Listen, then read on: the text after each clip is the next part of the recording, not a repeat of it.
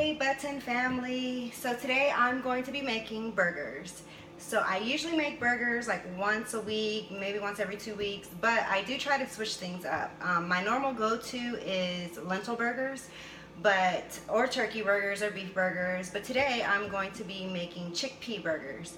And my goal is to have a nice smoky flavor, so that's where smoked paprika is really going to kick in. So I really hope that you all enjoy. Of course, I don't have a recipe. This is all going to be kind of just thrown together, so we'll see how it turns out. So before we get started working with our chickpeas, I am going to just chop up a few things that are going to add some flavor into our burgers, and that is some colorful peppers. And so these are just the sweet peppers. I have a shallot and a clove of garlic.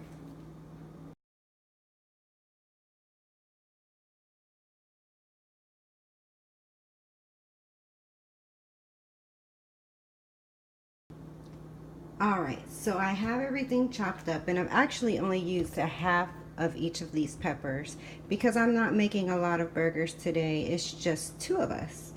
So I have our peppers diced really small, and I have our shallot and our garlic diced as well. Alright, so here's what we're going to be starting with as far as seasoning. We have some smoked paprika, some dry basil, this seasoning called masala red tandoori, which is really good, and also some chipotle, which I know I'm mixing cultures with the Indian spices and then the sort of Mexican spices, but I like to do that sometimes. So here's our start, and we will see how it goes from there. So I have a can of chickpeas or garbanzo beans. I've drained them.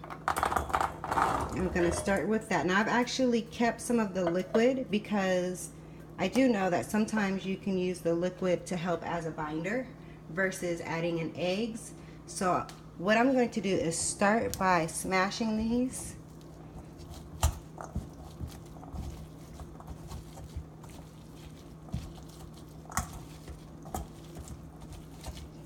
Until they're nice and not all the way smooth, but really smashed. So just use some elbow grease. Now I suppose you can also put this in a food processor, but I do not have a food processor, so I'm doing this manually. I'm actually going to add a little bit of that liquid in here just to help give it some moisture.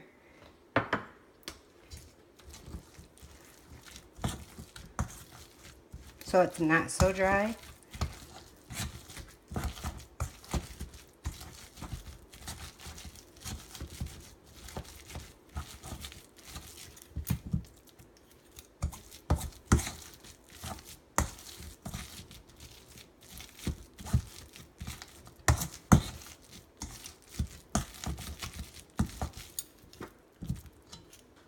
Add just a little bit more. That looks good. Just like that. Okay, so here is the consistency that you're looking for. I mean, you can make it totally smooth, but I like to have a little bit of texture. It helps to me with the burger holding together. So to that, we're going to add in our flavors, which we have the peppers, the shallots, and the garlic. Go ahead and just add them all in. Now again, I'm not making very much because there's only two of us here today, so I don't need to make a whole lot.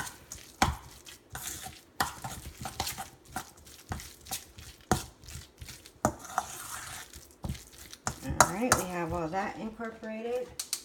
To that, we're going to add in our smoked paprika,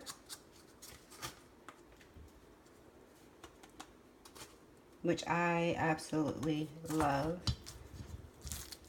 Smoked paprika is one of my favorites.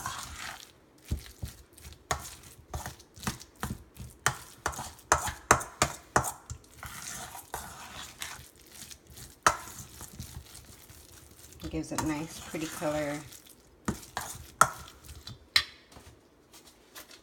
Add in some dry basil,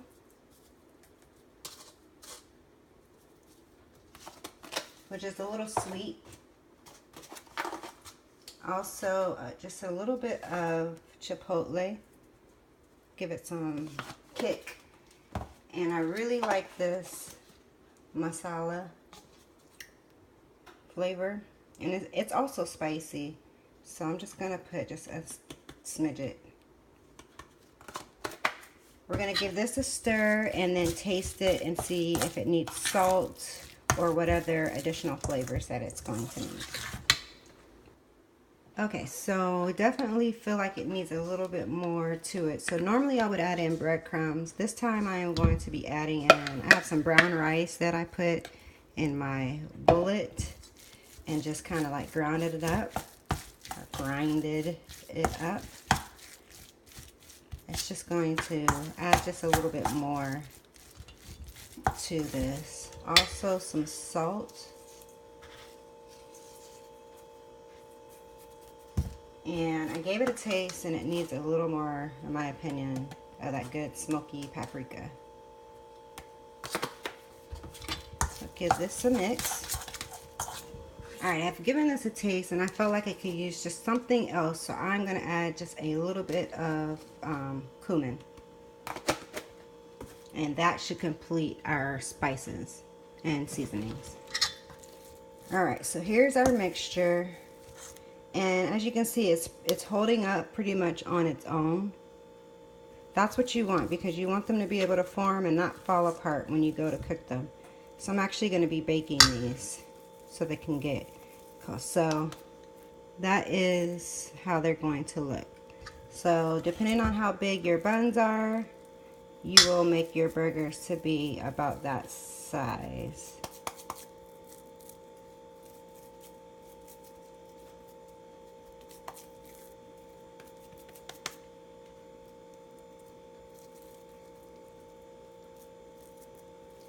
So there you go, just like that.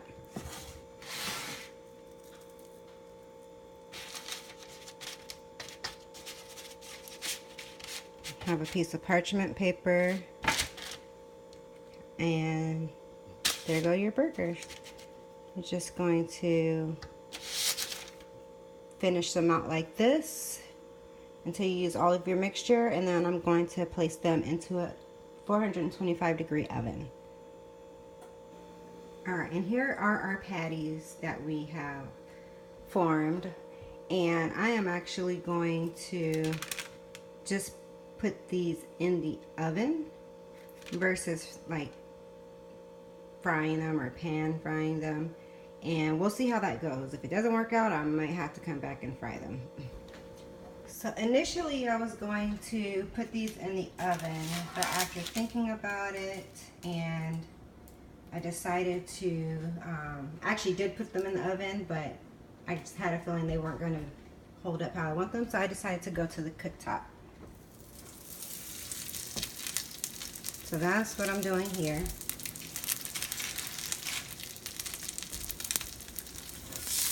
So I guess it wasn't such a bad thing that I did put them in the oven, because it dried it out a little bit so that they're not so wet.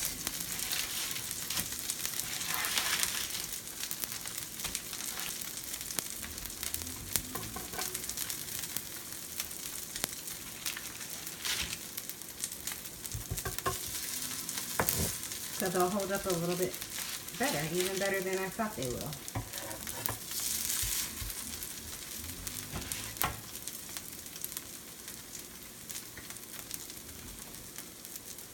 So we're just going to cook those until they're browned and nice and crunchy on the outside. And then we'll be all set. We can assemble our burgers. Alright, I have our burgers flipped over. And so this is what it looks like. Up close. Now, if I'm honest, these are a little bit mushier than my normal black bean burgers, but they are still really good. So they're just going to be a little softer than a traditional burger, but I promise you they'll still taste good.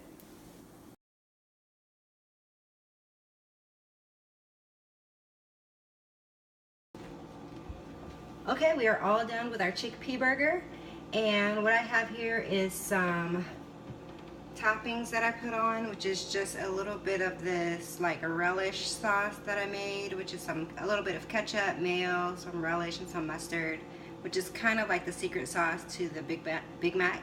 I have some fresh basil and some steak fries. See how it tastes.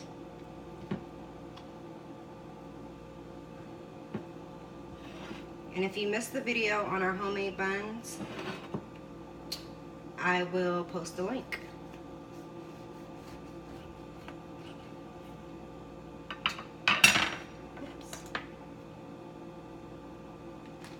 Get a little closer so you can see what it looks like.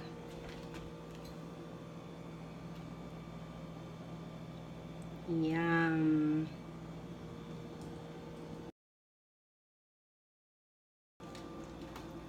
Stay safe.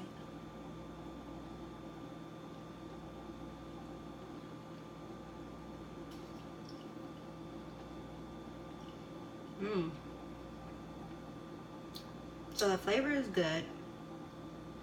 The chickpea burger is a little bit more squishier than my lentil burger, but good nonetheless. Definitely give this a try. Tell me what you all think. I suppose if I completely fried it, it wouldn't be so mushy, but I'm not big on frying.